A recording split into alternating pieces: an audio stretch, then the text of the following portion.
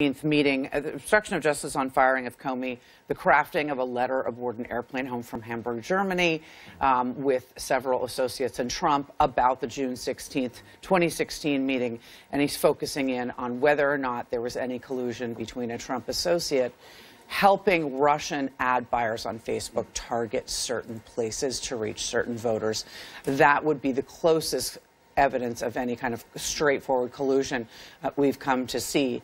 And just as you said, a subpoena where he has to show cause, probable cause of a crime, means that it's more than just a couple of Russian people buying some ads on Facebook. And this is a question about when these Russian entities were buying these Facebook ads and deploying them potentially to millions of American people, and we know that they seem to have been promoting anti-immigration rallies. They seem to be very investigated.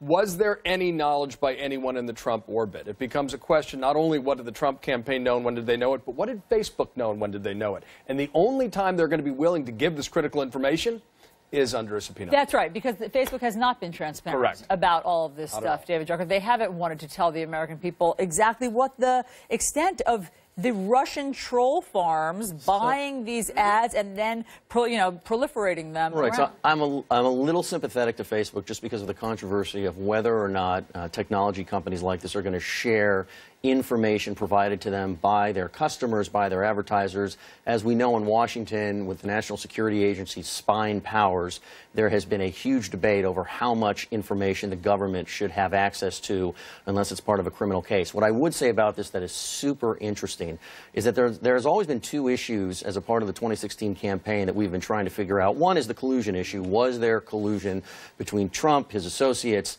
and people working against Hillary Clinton, primarily the Russians? The other issue was, did the Russians meddle? A lot of people don't like the idea that the Russians meddled on behalf of Trump. It makes them uncomfortable. Who likes that idea? Well, if you're a Trump supporter, and I have had these discussions with Trump supporters, they don't think that the Russians would have wanted to help Trump. They would have wanted to help Clinton because that would signal that Trump maybe was not such a good guy. That's a hermetically sealed universe.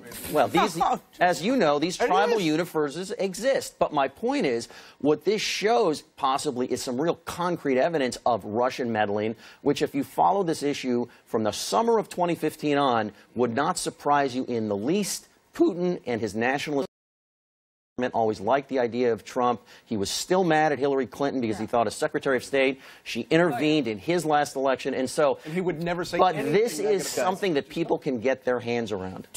Two people concerned about this had a loud dinner at a Washington restaurant over the weekend. You know, Ty Cobb, who's the president's White House lawyer on this subject, and John Dad was there as well. And the New York Times overheard this conversation, which is astounding to me, two high-priced lawyers. And they were talking about whether or not the White House had a right to protect certain documents and how far they should go in turning over information there. But, A.B., you know, what's your take on this story in the New York Times? Remarkable. These guys making a lot of money having a loud conversation for reporters to hear. These were the ones who were brought in because the inside game was so weak that they needed other outside counsel. Professionals. To come in, graybeards to come in and sort of clean up this act. They're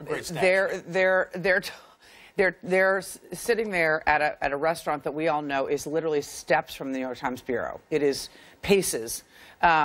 And talking about stuff about these internal fights over who is not trusting who to produce documents. And it's just an example of how much fighting and actually still leaking is going on. They weren't intentionally leaking there. Or maybe they were. I mean, honestly, can I just say how jealous I am, by the way? Because I daydream about scoops like this. I mean, all we do in Washington is hang out at, this is the closest you'll get to a Georgetown cocktail party, quote unquote, is a restaurant where a lot of us all hang out for one reason or another. And I always think, maybe I'll overhear something tonight. Never happens, and these guys got it. It was a great scoop by Vogel, and he's sitting right there, and it's a sign of just how you know, competence should not be overestimated in people. But one of the lines that really jumps out is Ty Cobb of the Hall of Fame mustache saying that Don McGahn, White House counsel, has got documents in his safe that he won't turn over. That's significant. That's you know, so expect, you know, needs to be sign a coming attraction on that one. Also, the McGahn spy, which tells you that there's still a lack of trust inside, where they feel like the different lawyers and different advisors are working against each other on this. Okay, let's talk about what President Trump retweeted over the weekend. It was this doctored video of him hitting Hillary Clinton in the head or back with a golf ball and knocking her over. So, you know, John, I just don't even know. I mean, I'm sure the White House will say this is just a joke, just a joke. Yeah. But I mean, the interesting thing about jokes is that they're usually funny, and this is just weird and juvenile and everything else. Are you saying it's not presidential, Alice? I guess it is what I'm saying. If Abraham Lincoln had Twitter, he would have done the same thing. No, I'm kidding. Obviously, the point is that, that Twitter Trump is the real Trump, and the president is attracted at the early morning hours to juvenile videos that often involve violence to his enemies.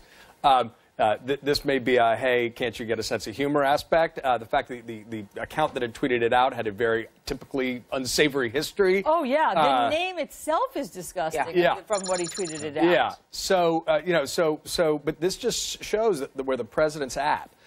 Is sort of high school bully level humor. But it's also, you know, a former high school football player who cannot stop reliving his old glory, AB. It just seems like all he wants to talk about whenever he can is the fact that he beat Hillary Clinton in the election.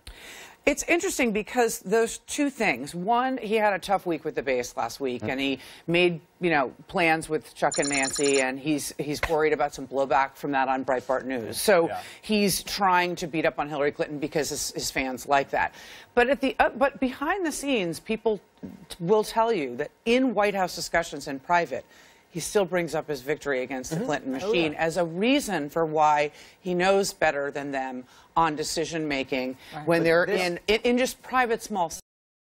Yeah, and this has mileage because so much of his electoral base was motivated by the idea of Trump as their avatar, thumbing his nose at the system, just acting unpresidential for them is why they actually elected him. And so doing this every once in a while, as much as I think Trump is in so many ways a political id without any strategic forethought, I think when he does this sort of thing, he understands who's going to react to it and how they're going to react to it. And I think from his point of view, that works just fine for him. The interesting thing about the idea of who lacks a sense of humor is